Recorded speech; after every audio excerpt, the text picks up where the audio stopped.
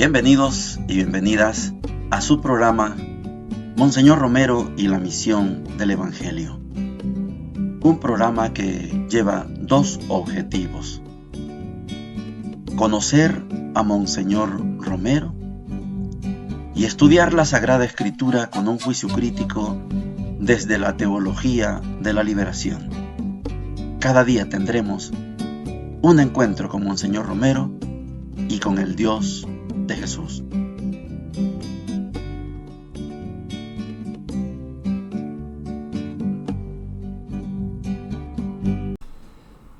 Hola, ¿qué tal? Este es su programa Monseñor Romero y la misión del Evangelio. Estamos en el tercer domingo de Adviento. Son 4 domingos, solo nos queda el otro domingo como tiempo especial preparativo para vivir la Navidad. La Navidad temporal, que es el 25 de diciembre, y la Navidad eterna, que no sabemos el día ni la hora. Nadie lo sabe. Ahí pasan predicadores diciendo, ya se acerca. No, nadie lo sabe. Puede ser que venga Jesús, puede ser, como lo entendió San Pablo, y animó a los demás escritores a que pensaran que ya venía Cristo, ya la otra semana, hoy mismo, esta noche. Nadie sabe el día ni la hora. Puede ser que nosotros nos vayamos, como nuestros hermanos que recién han fallecido, se les acabó el Adviento, llegó su Navidad. Todos y todas estamos en este Adviento, preparados para el 25 de diciembre del año 2025. Ya viene la Navidad, ya esta semana comenzamos la novena de la Navidad, pero también hay que prepararse para nuestra definitiva Navidad. Monseñor Romero hoy pasa al segundo pensamiento. Hemos estado estudiando a Monseñor Romero, cómo Dios salva en la historia. Ya estudiamos el punto 1, Dios salva en la historia. Y falta el punto 2, y con la colaboración de los hombres. Hoy vamos a ver la colaboración de Juan el Bautista. Oigamos a Monseñor. Mi segundo pensamiento es el precursor, símbolo de la colaboración humana en la historia de la salvación. Es en este tiempo de Cuaresma y principalmente en este domingo y en el que viene, cuando la Iglesia nos quiere presentar la figura providencial maravillosa de Juan Bautista. Había sido anunciado por los profetas un heraldo, un ángel, que iría anunciando delante de la venida de Cristo que ya se acercaban los tiempos. Algunos lo confundieron con Elías, que había sido arrebatado a los cielos y se creía que iba a venir a anunciar la venida de Dios al mundo. Pero Cristo interpreta esa tradición y dice, Elías ya vino, y se refiere a Juan Bautista. Y las lecturas de hoy interpretan ese personaje misterioso de la tradición judía encarnado en Juan el Bautista. Juan es la figura central del Adviento porque él es el ángel, el precursor, el que va anunciando que Jesús ha venido ya. Con él, el Evangelio de hoy, de San Lucas, que será el Evangelio de todo el año, identifica aquella voz que anunció Isaías. Recorrió toda la comarca del Jordán, predicando un bautismo de conversión para perdón de los pecados, como está escrito en el libro de los oráculos del profeta Isaías. Una voz grita en el desierto, preparad el camino del Señor, allanad sus senderos, elévense los valles, desciendan los montes y colinas, que lo torcido se enderece, lo escabroso se iguale, y todos verán la salvación de Dios. Era la voz de la esperanza, pero poniendo condiciones para ese encuentro con Dios, de las cuales vamos a hablar más explícitamente el próximo domingo, pero ya hoy se insinúa en la predicación y en el bautismo de Juan. Conviértanse, bautícense. El bautismo era un rito de penitencia. Todo hombre que reconocía sus pecados iba a purificarse, a manifestar de alguna manera su deseo de limpieza espiritual. No más manchas, no más inmundicias morales en el corazón, y así se convertían, y solo los que se conviertan verán que el Señor retorna a su pueblo. Si me dan permiso, quiero aprovechar este momento de esta escena que nos describe Monseñor Romero para regañar a Martín Lutero y a todos sus seguidores. Y tal vez esto sirve para usted que es católico, católica, para que reconozcamos que la Iglesia tiene una sana sabiduría. Claro que la Iglesia ha sido pecadora y es pecadora, por supuesto, no está eximida, no está disculpada, es pecadora, ha cometido muchos pecados en la historia. Pero la sabiduría de la Iglesia no la puede borrar nadie. Estamos contemplando la escena de Dios viene a liberar en la historia y con la colaboración de los hombres. Les he dicho que Dios es el que lleva la historia. No podemos jactarnos, lo que pasa es que nosotros no, es Dios el que lleva la historia. Ciro nunca se glorió. Esos hebreos están ahí porque yo no. Pero Dios se valió de Ciro para liberar a ese pueblo de la esclavitud de Babilonia, como se valió de Moisés para sacar al pueblo de la esclavitud de Egipto.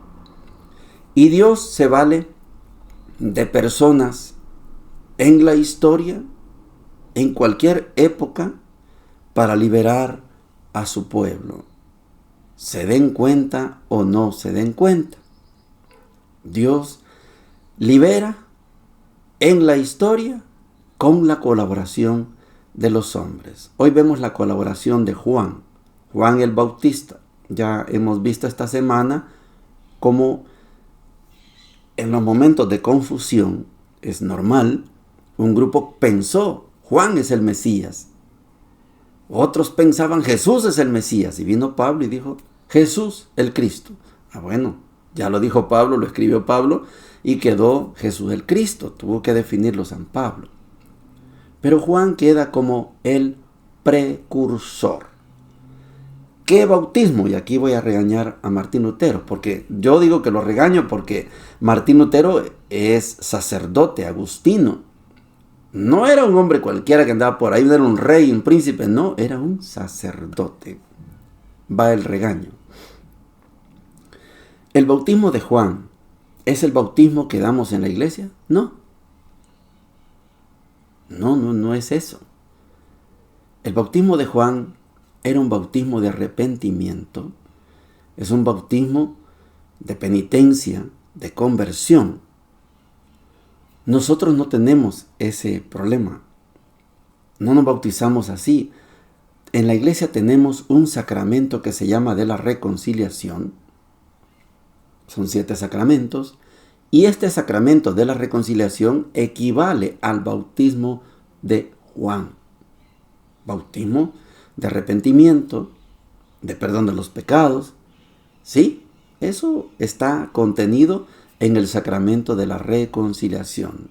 Yo busco un sacerdote, le digo, Padre, he pecado de esta y de esta manera. El Padre le escucha, le dice, yo te voy a aconsejar que la próxima vez cuando pase esto, mira, antes de, y el sacerdote se convierte en una especie de asesor espiritual por la experiencia y por los conocimientos del Padre, le puede decir cómo hacer para que no vuelva a caer en el mismo pecado. Después, el Padre no perdona los pecados. Él solo implora el perdón. Yo te absuelvo de tus pecados en el nombre del Padre, del Hijo y del Espíritu Santo. Es lo único que puede hacer el sacerdote. El perdón lo da a Dios. Lo da al Padre, el Hijo y el Espíritu Santo. Reconciliación.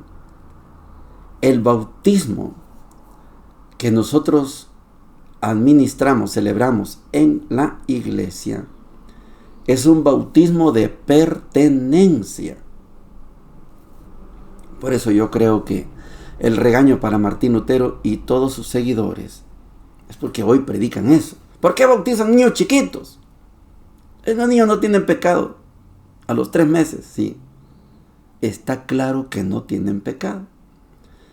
Pero la iglesia, con su sabiduría, creó el sacramento del bautismo no como lo hacía Juan. En vez del bautismo de Juan tenemos el sacramento de la reconciliación. El bautismo en la iglesia es un bautismo de pertenencia. Y aquí tenemos que irnos a la ubicación geográfica que está haciendo Juan. Juan está en el río Jordán, no en cualquier lago, no en una piscina. Ahí estaba la piscina de Betesda. Pues sí, podía haber ido ahí. No, se fue al Jordán. Porque la misión de Juan era preparar el camino a su primo Jesús, porque Juan queda como un precursor, es un esenio, ya hemos estudiado lo que significa un esenio. Esenio es el grupo que ha dejado todo, no vive en la ciudad, vive en el desierto, porque ellos creían que ya venía el Mesías. Y ciertamente, en tiempos de Juan, llegó el Mesías, era su primo.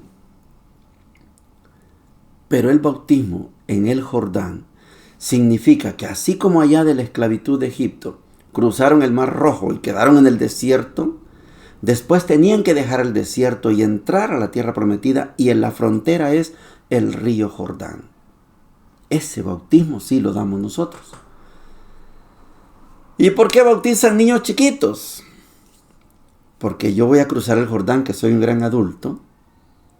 Me bautizo yo adulto, grandote, viejo. Y los niños chiquitos que se queden al otro lado del río Jordán. Ve qué bonito. No, los niños me los traigo yo. Y Martín Lutero tiene que haber estudiado esto. Pero en vez de reformar la iglesia, lo que hizo fue distorsionarla y crear una nueva iglesia que es una esporulación, una multiplicidad de iglesias que no tienen ninguna coordinación, y nosotros nos quedamos herida, por supuesto, por las acciones de Martín Lutero. Nos quedamos heridos como iglesia, herida la iglesia, pero resurgimos y ahora somos una gran iglesia, pecadora con su historia, por supuesto, pecadora con su actualidad, también pecadora. Pero la iglesia tiene una sabiduría, y a mí me encantó, debo felicitar al doctor Álvaro Ortiga, a Salvador y a Héctor ayer en la YSUCA, buenísimo programa. Por supuesto, tocaron algunas fibras muy sensibles, pero esto es parte de la instrucción. Esta iglesia tiene una teología de la liberación, y estamos hablando de una dinámica de liberación permanente. La iglesia, con su sabiduría, administra, celebra el sacramento del bautismo como un bautismo de pertenencia. En el bautismo, usted y yo, simbólicamente, cruzamos el Jordán, pero no dejamos a los niños chiquitos al otro lado del río Jordán. Ay, cuando crezcan, cruzan el Jordán ustedes. No, ya, de brazos, cruzamos el Jordán y entonces entramos en la tierra prometida, que es lo que equivale a entramos a la iglesia. Quería hacer este regaño porque muchos de ustedes que me escuchan no son católicos, pero les explico, no quiero que ustedes sean católicos, por favor, solo que entiendan por qué nosotros bautizamos a los niños chiquitos. Un profesor nos decía, de los grandes formadores de la UCA, padres, por supuesto, de España, José María Castillo nos decía que el bautismo es como darle de mamar al niño. Yo soy adulta, dice la mamá, y le doy lo mejor a mis hijos. Cuando está chiquitito, le doy de mamar. Cuando ya va creciendo, ya puede morder, ya puede tragar, le doy con una cucharita, le doy así suavecito y después le doy los pedazos de carne, porque así funciona. Pero yo no voy a dejar al niño, porque está chiquito, al otro lado del río Jordán, ¿no? Me lo traigo, lo incorporo a la iglesia. Esto es el bautismo, y Jesús hoy, en este evangelio que vamos a estudiar ahora, va a destacar precisamente la importancia de Juan como colaborador, pero no para hacer lo mismo que hizo Juan. Jesús también se bautizó, no porque tenía pecado, me explico, no, porque quería cruzar la frontera, y cruzó la frontera, y cruzó el río Jordán, y entró a la tierra prometida. Esta es la figura del bautismo de Jesús. Vamos a las lecturas. Estamos en el tercer domingo del Adviento. Ya no estamos en el tiempo ordinario. Estamos en el Adviento. Son lecturas temáticas. Y lo fundamental del Adviento es prepararnos para el 25 de diciembre y para nuestra Navidad definitiva. Isaías 35, del 1 al 6 y el versículo 10, dice lo siguiente: El desierto y el yermo se regocijarán, se alegrarán el páramo y la estepa, florecerá como flor de narciso, se alegrará con gozo y alegría. Tiene la gloria del Líbano, la belleza del Carmelo y del Sarión. Ellos verán la gloria del Señor, la belleza de nuestro Dios.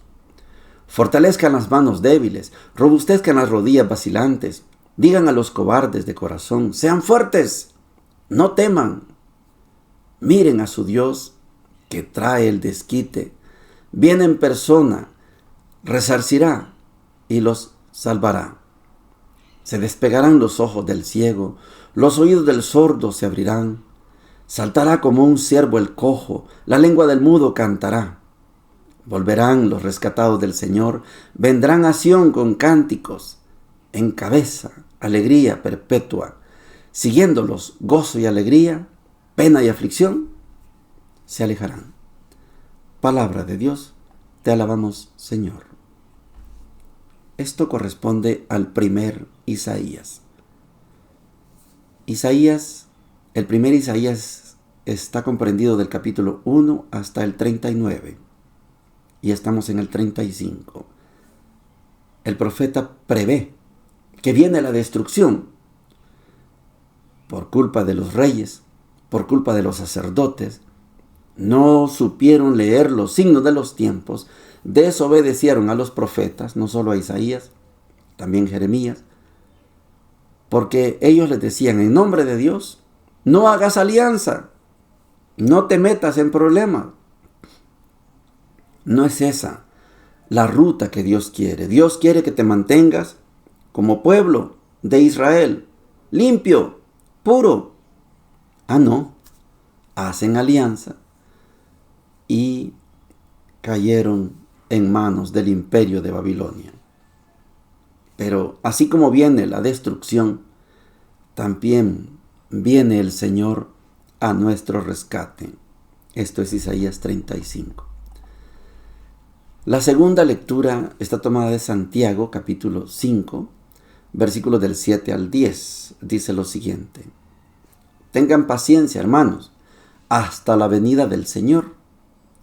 El labrador aguarda paciente el fruto valioso de la tierra, mientras recibe la lluvia temprana y tardía.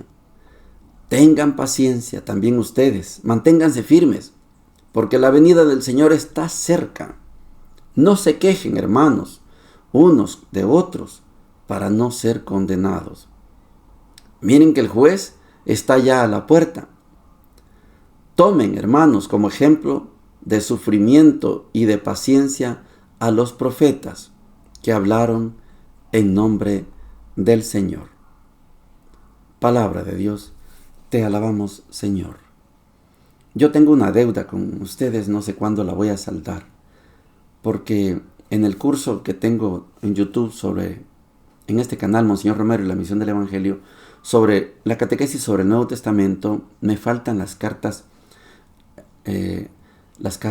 universales, que son estas: Santiago, Judas, Juan.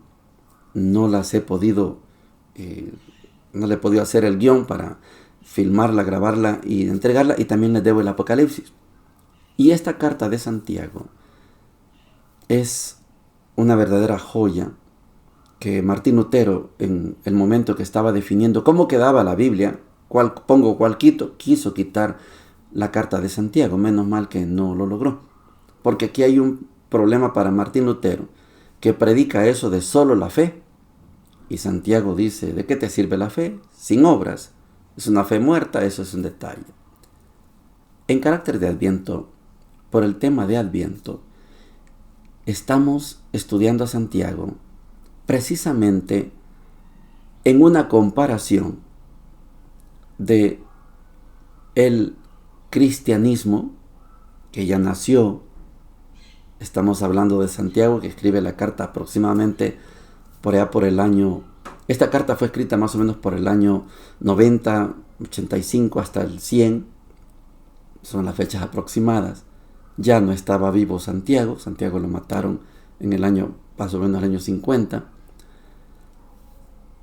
Pero la carta está escrita con este espíritu. Ya nació el cristianismo.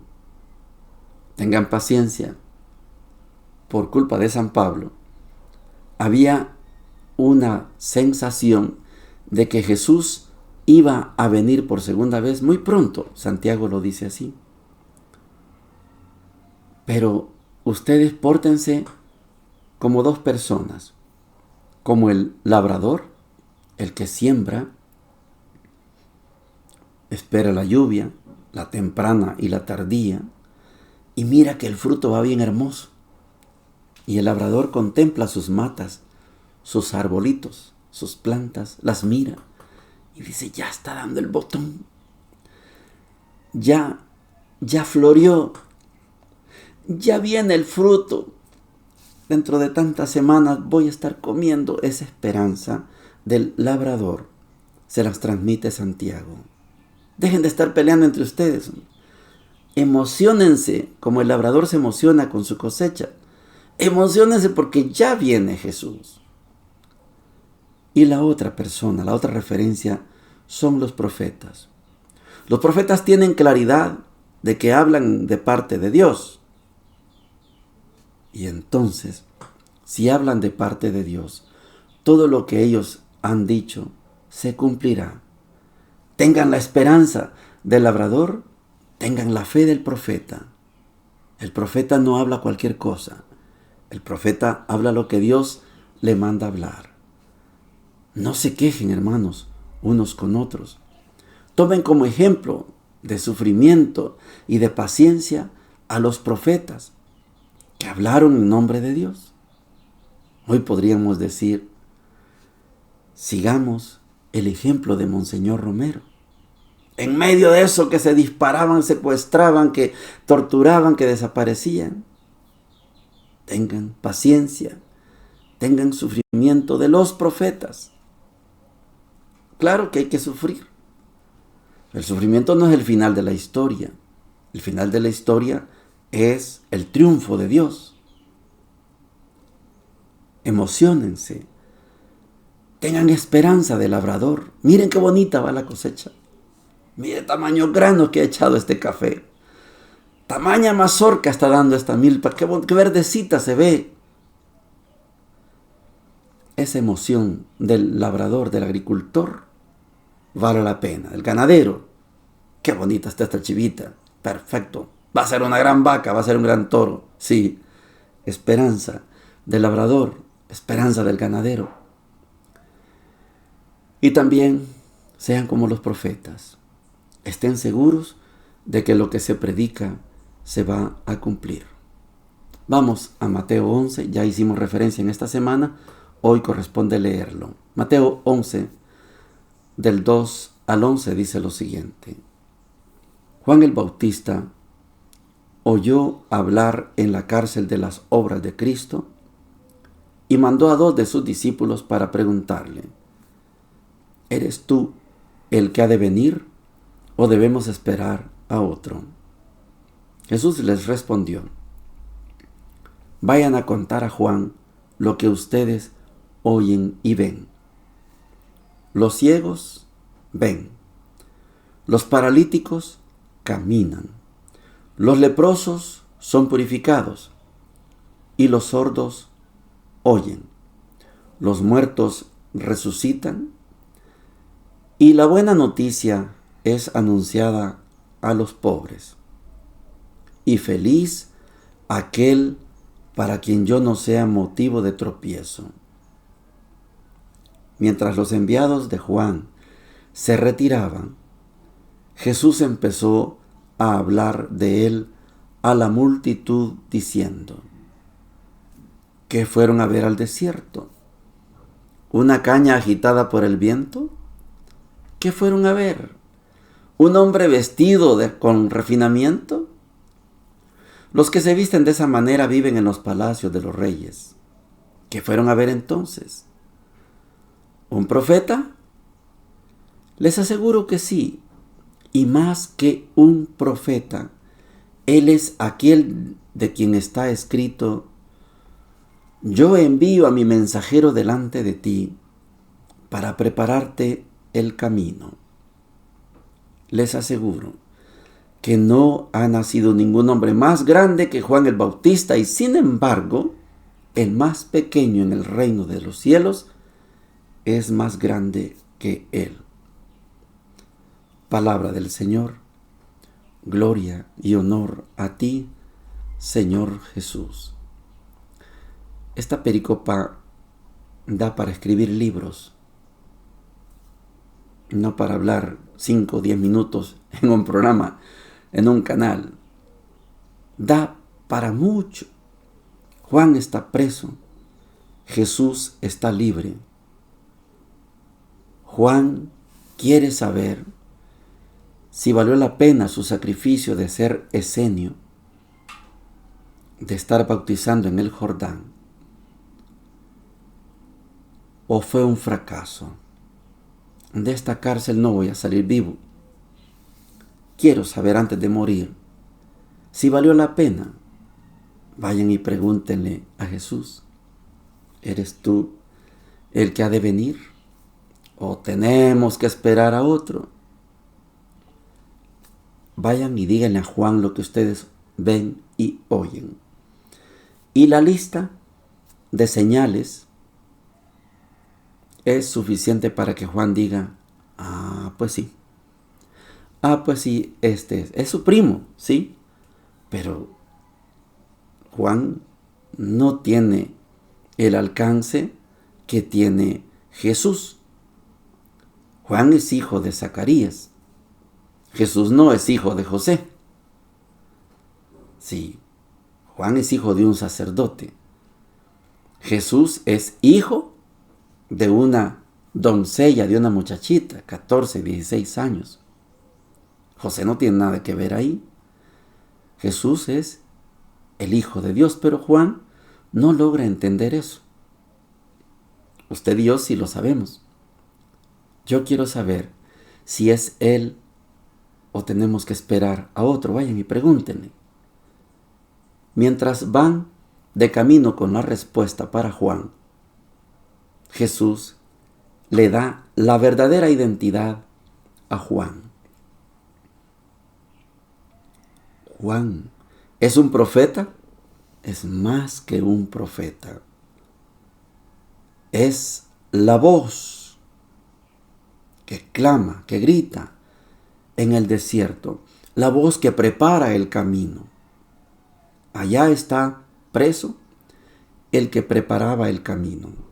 Aquí está el que hizo realidad ese mensajero que hablaba Juan. Yo bautizo con agua, pero Él los bautizará con el fuego del Espíritu Santo. Juan, al escuchar la respuesta que le llevan sus 2 discípulos, debe decir: valió la pena. Venga el hacha, no hay problema. Póngame el hacha en el cuello, ya está. Valió la pena.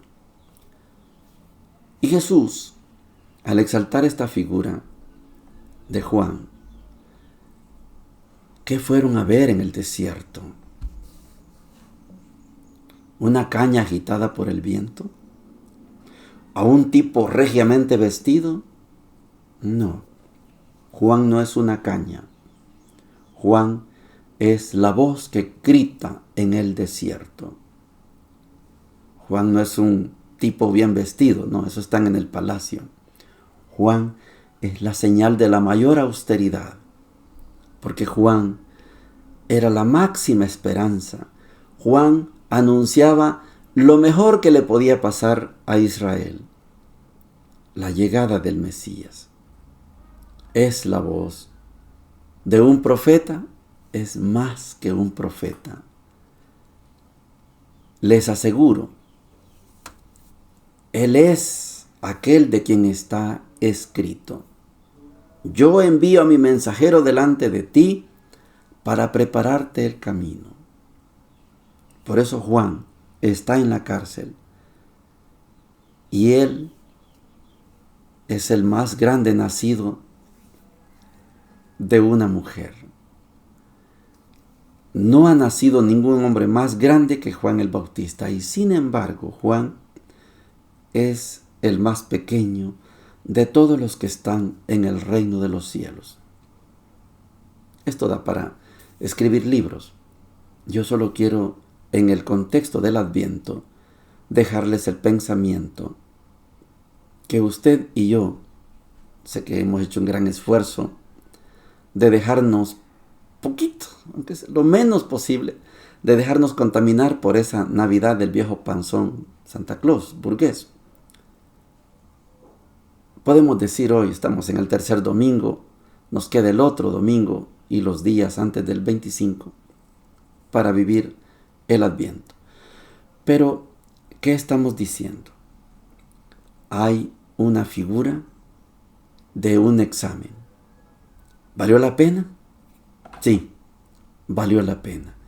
¿Vale la pena el Adviento? Sí, aunque algunos siguen con el viejo panzón, está bueno. Pero usted y yo podemos decir: valió la pena. Vale la pena el Adviento. Bendiciones para todos y para todas. Hemos presentado Monseñor Romero y la misión del Evangelio. Hasta la próxima.